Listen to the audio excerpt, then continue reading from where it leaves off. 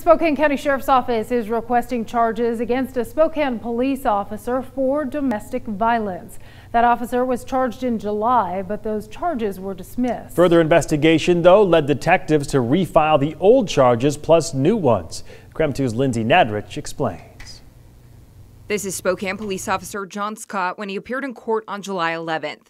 He was arrested after deputies were called to his home to investigate an incident of domestic violence. That day in court, the prosecutor on the case told me Scott was arrested after a fight over a cell phone and a push. Through a records request, I got a copy of the police report. It details much more than a fight over a cell phone. But at Scott's first appearance, prosecutors dropped the charges against him due to a lack of information to prove beyond a reasonable doubt Scott committed a crime. Even though the charges were dropped, detectives with the Spokane County Sheriff's Office continued to look into the case, and the Spokane Police Department started an internal affairs investigation to see if Officer Scott violated any department policies. Scott has been on paid administrative leave since the night of his arrest. Until we were comfortable with the internal investigation to protect the officer, protect the community, it was determined we will leave him on paid administrative leave while we continue to look into the allegation. Detectives reviewed what's called a lethality assessment card.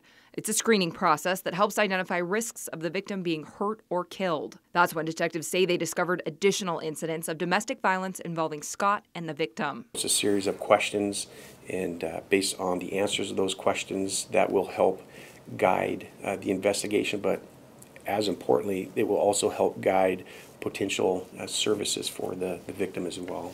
When the Sheriff's Office notified SPD about the ongoing investigation, the internal affairs investigation was put on hold. The Sheriff's Office is now recommending Scott be charged again with the original charge of fourth-degree assault domestic violence, and 3 new charges, including unlawful imprisonment, which is a felony for incidents that weren't reported previously. The prosecutor's office is now reviewing the charging recommendations. If Scott is formally charged with a felony, Spokane Police will place him on unpaid layoff status. We'll let you know what happens. Lindsay Nadrich, KREM 2 News.